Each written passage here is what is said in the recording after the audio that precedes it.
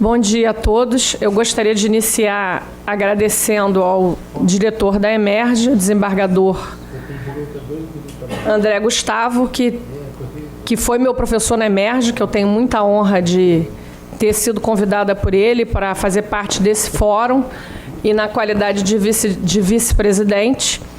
E colocar aqui só bem rapidinho um pouquinho sobre o André Gustavo, né? Eu posso chamá-lo assim. Desde a época da Emerge, que eu fui aluna daqui com muito orgulho, na época ainda, quando ainda era o Cláudio Viana. E o André Gustavo foi meu professor, né? E ele sempre teve, como constitucionalista, sempre teve uma postura de não se limitar ao que era dito pela maioria, a ter uma postura reflexiva sobre o direito, a colocar a interpretação dos valores sempre à frente. E um dia eu, como juíza, né, comentando com o Najib sobre o mandado de segurança, né, que está na Constituição e é um dos instrumentos mais importantes que a gente tem de garantia do direito fundamental e sempre teve uma interpretação restritiva. E eu comentando sobre isso por causa dos processos que eu me deparei, inclusive na dívida ativa na época, e revoltada, porque aquilo ali tramitava não sei quantos anos, chegava no final, extinguia por qualquer coisa. E aí eu comentando isso com o Najib, eu falei, não, dá para ter uma conversão daqui do rito, receber como ação de rito ordinário, apreciar, liminar no mandado de segurança, que nada mais é do que uma antecipação de tutela, e não extinguir o processo. E aí o Najib foi e falou assim, o André Gustavo já decidiu assim. Eu falei, jura? Ele sim. E aí realmente eu tive a sorte de ver decisões dele nessa linha. E até graças a isso eu acabei desenvolvendo um artigo, né, sobre essa questão do mandado de segurança, do prazo decadencial, que eu seguia o voto do ministro Carlos Mário Veloso, porque, a meu ver, foi um dos maiores ministros que a gente teve no Supremo Tribunal Federal. Até hoje eu tenho um orgulho muito grande da representação dele. Hoje o Najib estava falando sobre o desembargador Elmo, e assim, eu coloco na minha vida, e falo também para os meus alunos e amigos, que a gente tem que ter referências, né? A gente sem referência na vida, a gente não é nada. Referências de família, referências de profissionais. E o desembargador Elmo, ele é uma referência, gente, não só por tudo que ele fez, mas ele é uma referência porque quando ele teve a aposentadoria compulsória, só saiu pela idade, ele poderia ter ficado reclamando, ele poderia ter se emborcado, mas não. Ele, como disse hoje, que eu falo, fico arrepiada, ele achou que não era digno ele receber os proventos sem continuar contribuindo. Então, a gente está passando uma fase, né, que eu acredito que é uma fase até ebulição de muita coisa, mas para uma coisa maior, em que as pessoas não querem contribuir. As pessoas se isolam, né? Se você tem um pensamento diferente, você é excluído. O que é isso? A gente tem que lutar contra isso, porque a diversidade é que faz com que o ser humano cresça. Se você tem uma pessoa com ideias absolutamente iguais às suas, você não cresce. E a Emerge, ela está de parabéns. O André Gustavo defendeu o doutorado, muito bem aprovado, é doutor em Direito, e isso é, sim, motivo de orgulho. Meu Deus! Eu mesma fiz o meu doutorado sem me afastar das funções, tive que prorrogar 2 vezes porque eu não conseguia, mas eu fiz até o fim. Então, o estudo, ele não pode ser relegado a uma situação menor. Ao contrário, você tem que incentivar a todos a pensar. E eu me emocionei com ele aqui, sim, porque ele tem 93, é isso? Vai fazer 90. Não é 70, nem 75, nem 80, não. E vem de barca, andando, lúcido, falou sobre a independência. E o meu tema, doutora Regina, eu confesso que eu estou aqui assim, eu vou ter que... Porque uma boa parte do que eu ia falar, até na parte histórica, né, das normas, da legislação... Não, eu até agradeço, porque o seu está infinitamente mais completo que o meu, inclusive pela sua experiência E, assim, eu acho que o que a gente tem que ter na vida é orgulho de lidar com as pessoas que têm experiência. O racionalismo, ele é importante, você precisa da base, mas se você não tem o empirismo, se você não tem a prática, se você não mete a mão na massa, você lida com fantasia, você não lida com realidade. E nenhum de nós aqui é um ser vagando. Quer dizer, alguns até, não aqui desse auditório, mas a gente vê vários vagando aí, para onde eu estou, quem eu sou, entendeu? Mas nós não somos, nós somos pessoas, nós temos uma história. Temos uma história para escrever. E essa história, quem vai dizer se ela é importante ou não, somos nós. Não são as pessoas que vão dizer, não, você não faz história. Você não faz, você faz sim. Você faz e você tem a sua contribuição. Então eu vou tentar, doutora Regina, ver como é que eu faço aqui, né? Eu não sei, o Rodrigo e meu secretário Tom ali, todos podem olhar para ele, o João lá atrás também. Se vira aí com esse coisa aqui que a gente vai vendo o que vai falar. Vamos lá que eu vou tentando virando aqui. O meu tema, gente, é um tema assim que me instiga muito, porque é democracia e transparência no processo eletrônico. E assim, como o Najib disse rapidamente, eu sou coordenadora das varas certificadas, a minha vara é certificada, recertificada, eu continuo nessa loucura, porque eu dou valor ao registro, eu acho que a gente tem que ter transparência. E também nessa gestão do desembargador Bernardo Garcês, eu tive a honra de ser convidada para acumular o primeiro NUR. Então, assim, é uma loucura completa. E por que me interessou também e fiquei feliz de ser convidada para esse tema? Porque no NUR, doutora Regina, é assim de você sentar e chorar. Não, eu estou falando sério. Porque quando eu vi, tem a parte de pessoal e a parte de fiscalização de todo o Estado, né? Claro que tem as divisões, dependendo das comarcas, tem o segundo NUR, o terceiro até o 13º, mas o primeiro é o maior de todos. E assim, tudo no papel. A parte de frequência, os servidores vão desesperados. Isso tem que assinar hoje, vai perder as férias, vai perder não sei o quê, não sei o quê. E eu chamei, né, porque eu estou tentando organizar aquilo, chamei a diretora do DGEP, né, e também a Michele e a Cristina para ir lá, para ajudar a dar uma visão da organização. E ela falou, doutora, é impressionante. A parte do pessoal tem que consultar 4 sistemas. Não existe isso. Então, chega, por exemplo, uma reclamação da ouvidoria onde for, e simplesmente você tem que mandar para a autuação, chegar lá na autuação no papel, voltar, passar por não sei quem, lá dentro da estrutura anterior. Eu realmente estou meio que pirando os funcionários de lá. Primeiro porque quando eu cheguei o corregedor já disse que tinha que reduzir mais do que já tinha. Então eu tive que dar meu jeito. E aí eu falei, gente, isso aqui tem que funcionar. Então assim, eu pegava o processo, eu não estou brincando não, gente. É para você respirar e falar assim, por que eu caí aqui? Ah, isso aqui vai para não sei quem. Aí tá lá junto um documento, não vem para conclusão.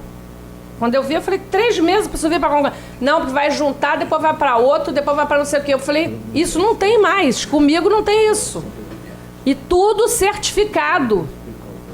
Ah, mas antes não era assim. Eu falei, não me importa como antes era. Essa é a sua garantia. Se você não certifica onde está o seu processo, quem vai para a responsabilidade é você. Simples assim. Então, tá complicado. Até o CNJ pediu um monte de informação, aí eu cheguei de férias, olhei, imprimiu desse sistema maravilhoso aí, lá, que eu sei lá se eu posso chamar aquilo de sistema, eu olhei ali e estava aparecendo assim, 78 processos paralisados há mais de 100 dias. Eu mandei chamar a encarregada, só não mandei chamar o Papa. Eu falei, como assim? Eu trabalhei metade das minhas férias para mandar baixar tudo. Como é que pode ter 78 processos paralisados há mais de 100 dias? Administrativo. Paralisado há mais de 100 dias. Eu falei, impossível. Manda ver isso. Pasmem. Estão sentadinhos aí, bonitinhos? Beleza. Sim. Daqueles 78, 2 estavam paralisados há mais de 100 dias. 2. Os outros todos estavam andando, porque eu tinha despachado todos eles e simplesmente o sistema não registra. Eu descobri na hora isso. Falei, como assim sistema não registra? Doutora, é uma maluquice, mas só aparece assim, baixa, se for não sei pra o quê, andamento interno nenhum registra. Aí lá vou eu, maluca, esse aqui pra mim, você não sei o quê, você informa que tá no sistema, não é problema seu. Eu falei, é problema meu, eu sou a juíza dirigente, é problema meu. Eu não mando nada não, tá? Eu só obedeço. É problema meu, sim, eu vou fazer. Aí o juiz das férias já tinha oficiado com aqueles dados pro CNJ. Falei, não, meu nome não vai ficar nisso aqui, não. Sentei lá, quero certidão agora. Abre esses 2 processos, sei lá quais são, aí há mais 100 dias, até hoje, no final do dia, com certidão, porque eu vou despachar. E quando vou informar, eu vou informar tudo isso e vou dizer que despachei esses 2. Foi exatamente o que eu fiz. Imagina que foi coisa fácil fazer isso, né? Numa terceira vara civil, da capital, que meu marido, sabe? Ele diz assim pra mim, ouve aí, não estou passando bem, mas vou trabalhar. Você tem o e-token. Você trabalha de casa, você tem o e-token. Eu falei, vai lá ficar numa vara civil da capital pra você ver naquele dia que ninguém quer saber se você tá passando mal ou não. Você não está, como assim não está? Aí vai lá pro secretário, coitado. Entendeu? Então eu venho me arrastando e tudo isso. Jacinta tá ali. Jacinta tá ali, sabe também. Então, resumindo a história, fui lá eu fazer o ofício explicando isso tudo, mostrando, tarará, tarará. Depois, a semana de inspeção toda do CNJ foi assim. Aí manda o juiz da corregedoria informar até não sei que horas, isso assim, assim. De novo, um dado doido. Aí liga o juiz auxiliar da corregedoria pra mim. Só falta o seu NU pra informar. Aí ele ouviu. Coitado, adoro ele, Paulo César. Falei, vem cá, você tem noção do que é esse sistema? Sou eu que estou sentada fazendo isso aqui. Então, dá pra você esperar? O corregedor não quer esperar. Eu falei, tá bom, então depois eu falo com ele, eu vou informar hoje, mas eu preciso dizer isso. Então, assim, resumindo isso, quando eu soube que a gente vai ter o SEI, pela obra de Deus, O que é SEI? o SEI Sistema é um Administrativo sistema Eletrônico. que eu vou falar pra vocês rapidamente, se der tempo, né? Porque ele sempre faz isso. Depois eu tenho que me virar para falar 50 páginas em 5 minutos. Isso. Esse sistema, gente, eu não trouxe aqui porque a gente veio de barca, uma maçaroca desse tamanho. Tem um manual, pasmem, que é do Poder Executivo. Lá tem. Funcionando muito bem. Quando eu soube disso, eu juro que eu não sabia. Falei, como assim o Executivo funciona? Funciona.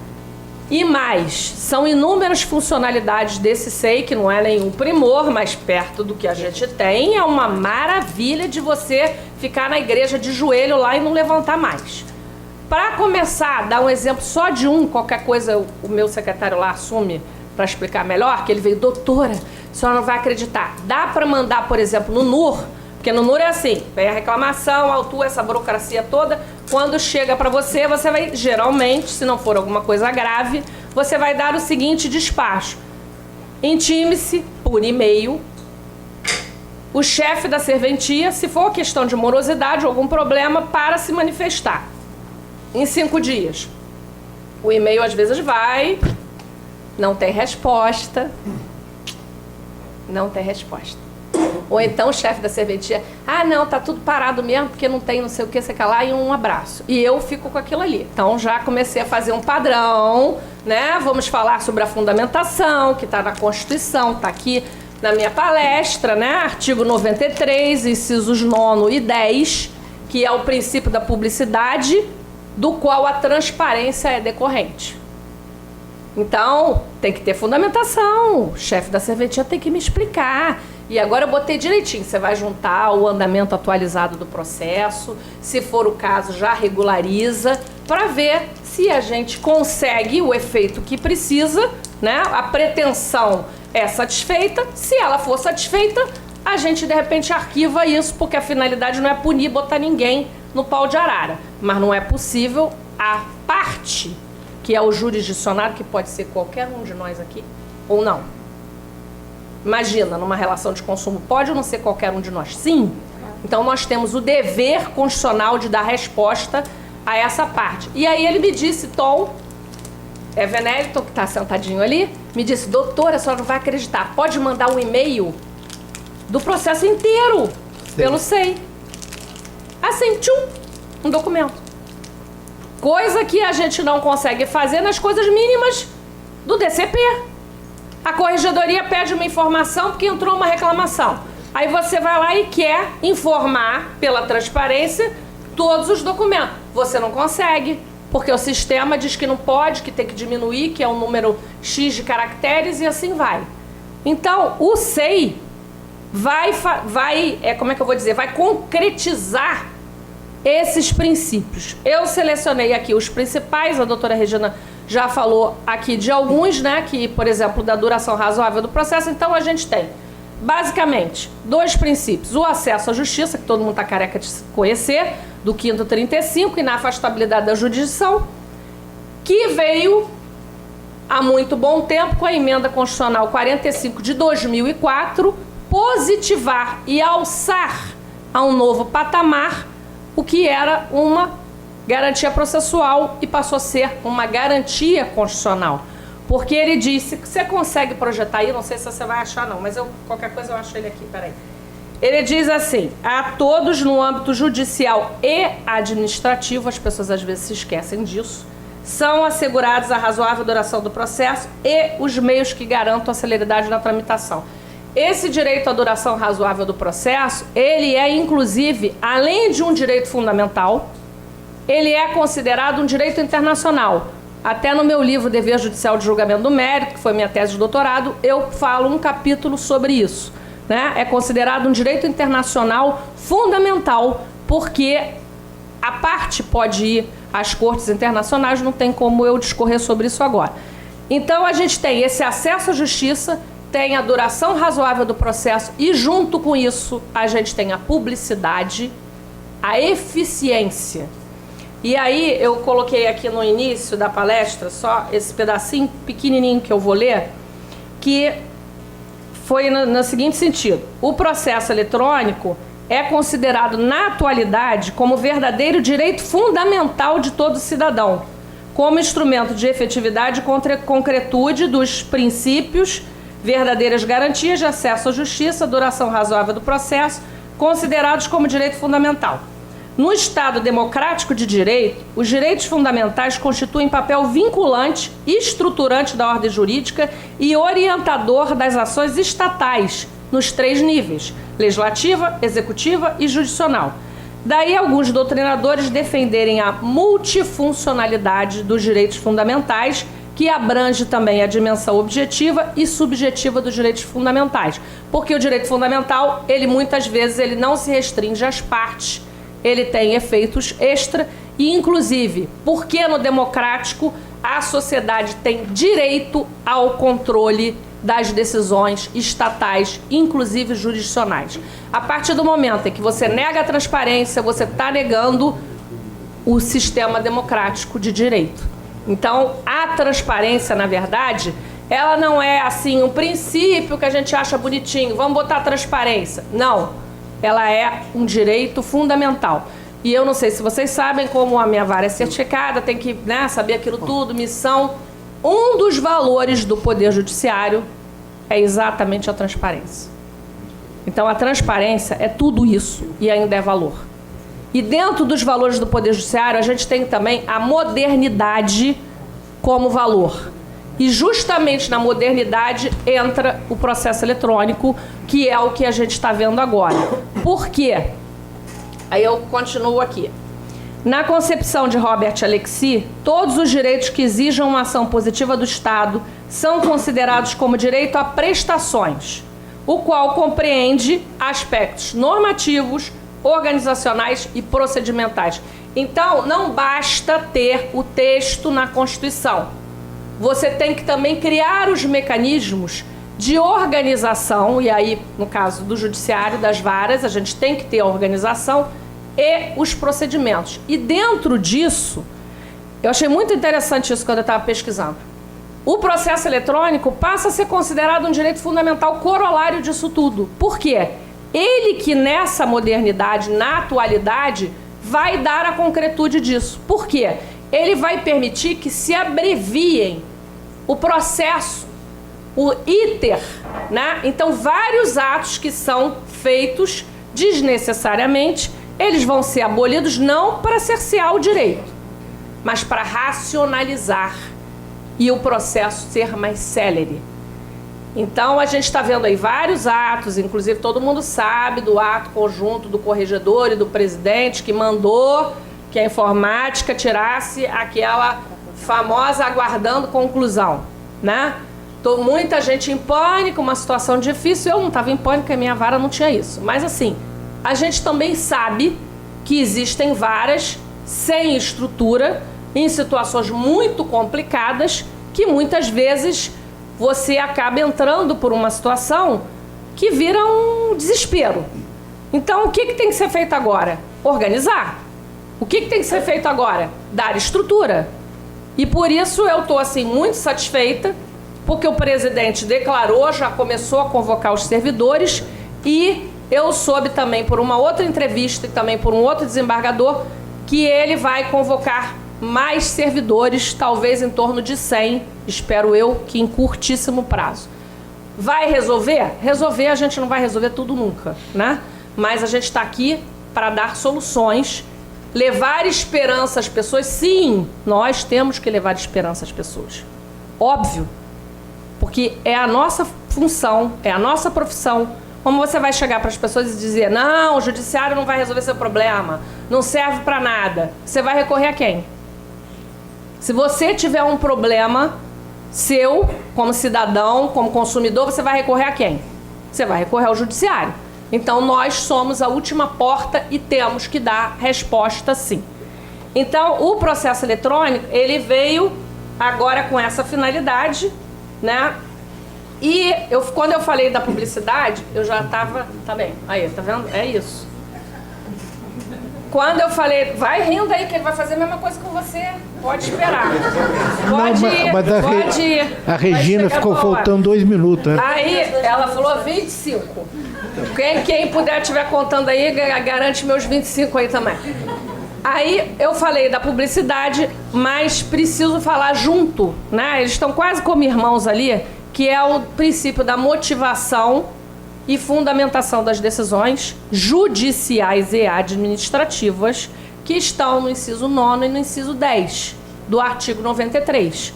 E isso está expresso lá, não precisa fazer interpretação nenhuma não, a literal até já te dá isso, né? Porque se você não tem fundamentação e nem motivação, como você assegura a transparência? Não tem transparência. Eu só vou poder saber se essa pretensão vai ser acolhida, parcial, total ou desacolhida, se eu der uma fundamentação, se eu der uma motivação. E aí a gente vai entrar, vamos chegar lá, eu tenho esperança, inclusive a senhora trouxe aqui muitas, né, esperanças, assim, concretude, VEP, isso e aquilo, né, que realmente era um horror. Para quê? Para que tenha no sistema o conteúdo das decisões. Também sem favor, só transparência. Inclusive as decisões administrativas. Eu perguntei na corregedoria, o juiz auxiliar, eu liguei para ele primeiro, né, no ano passado, porque eu fiz uma ordem de serviço para a minha vara, né, que são aqueles atos que você pode delegar ao cartório, que está na Constituição, no Código de Processo Civil, no Código de Norma, aquela coisa toda. A minha brilhante assistente ajudou, ela praticamente que fez, a Raquel, né? Eu só coordenei, corrigi e tal. Atualizou a ordem de serviço pelo novo CPC e eu mandei para a corregedoria. Nada daquela resposta, daquela ordem de serviço. E eu não podia cobrar do cartório. Como é que eu vou cobrar se ela ainda não está publicada? Nada de via. Aí vinha o auditor: doutora, como é que está a ordem de serviço, não sei o que, sei o que lá. Adivinha o que eu descobri? Está sentada? Estava aprovada e eu não sabia. Não mandaram para publicação? Não. Tava lá escrito assim no sistema: arquivado. Meu Deus, arquivado? O que quer dizer arquivado? Clica no conteúdo da decisão. Não tinha. Euzinha, juíza, não conseguia saber o conteúdo da decisão de uma ordem de serviço minha. Aí eu liguei pro juiz, expliquei, ele: Cristina, pelo amor de Deus, tinham que ter te comunicado. Me desculpa, eu falei: bota aí alguma coisa no e-mail, porque isso vai para auditoria. E aí veio realmente pedindo... Claro que não foi culpa dele, ele achou que tinha sido. Mas assim, se tivesse no sistema, pronto. Então a gente tem que ter a transparência no sistema. Então, segura... Quantos minutos eu tenho? Quantos minutos eu tenho? Para você, meu amor, a vida não, inteira. Para. Fala aí para você colocar o... 4. A minha vingança está na Maria. Bom, deixa eu ver se consigo falar, nem que seja 1 minuto sobre isso, só para dizer, porque está ligado ao tema da minha palestra, democracia. Nós tivemos os pactos republicanos, tá? Só para dizer que o primeiro, né, o Supremo Tribunal Federal, o Palácio do Planalto, está na página 5, e o Congresso Nacional firmaram parceria para melhorar instituições do país por meio do Pacto Republicano. Tal parceria entre os poderes da República objetivou contribuir para uma democracia sólida, consistindo em significativo esforço conjunto em prol da modernização do judiciário. Dentre todas essas situações que aconteceram, a gente cita a Emenda Constitucional de 45. A Emenda Constitucional 45 de 2004.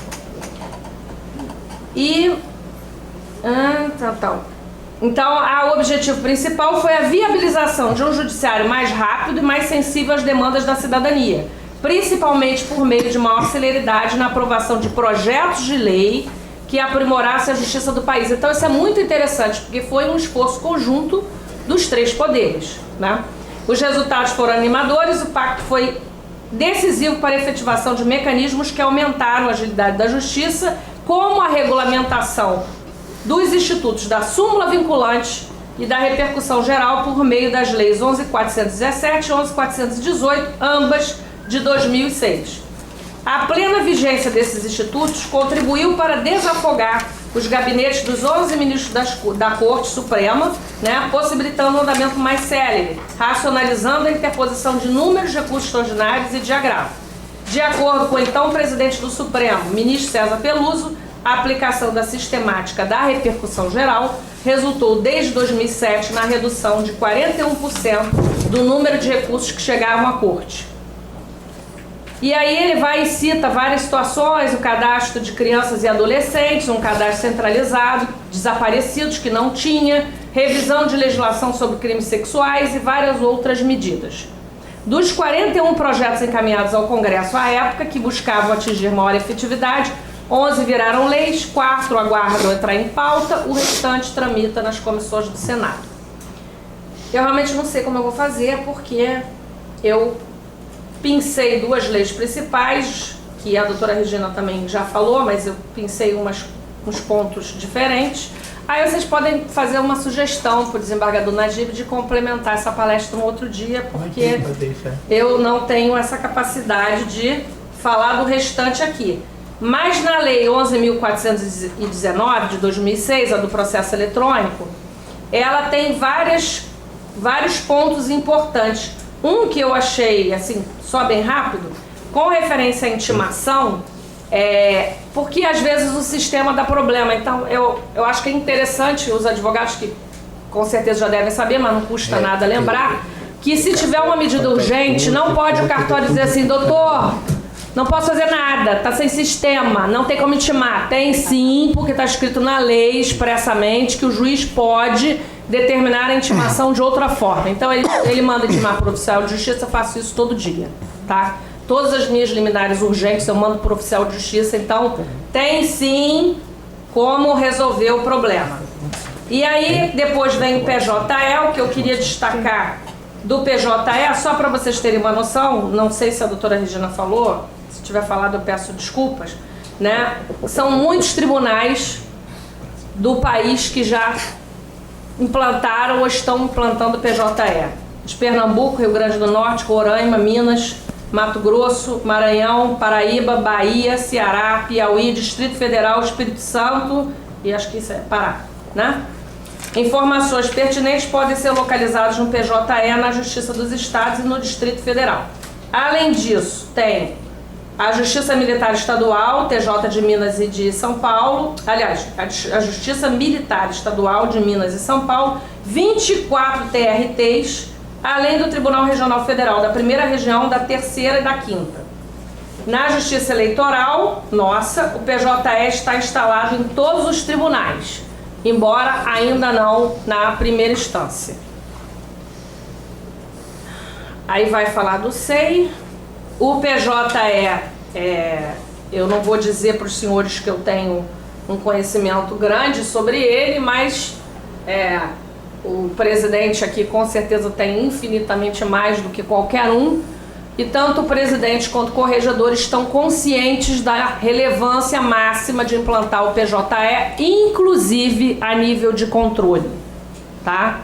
E controle, quando a gente fala de controle, é de segurança e transparência. O doutor Capanema vai falar, né, sobre os algoritmos, ele que é o especialista no tema, tem até um artigo aqui que falou até sobre o Código do Supremo, né, agora de maio, então o tema é muito palpitante, mas assim, a gente realmente tem que envidar todos os esforços para implantar o PJE o mais rápido possível, até porque, tiradas algumas nuances, lá já existe, né, e a gente não vai ter aquele ônus absurdo que seria financeiro de instalar um projeto próprio.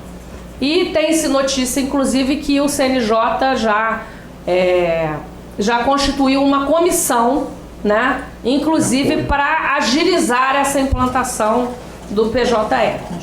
Então, as funcionalidades do SEI, infelizmente eu não tenho como falar, né, mas aqui só para dizer, rápido, sei lá se dá tempo. Portabilidade 100% web, isso é fundamental, né? Pode ser acessado por meio dos principais navegadores do mercado, Internet Explorer, Google Chrome, etc. Acesso remoto, que pode ser acessado remotamente por diversos tipos de equipamentos, microcomputadores, notebooks, tablets, etc.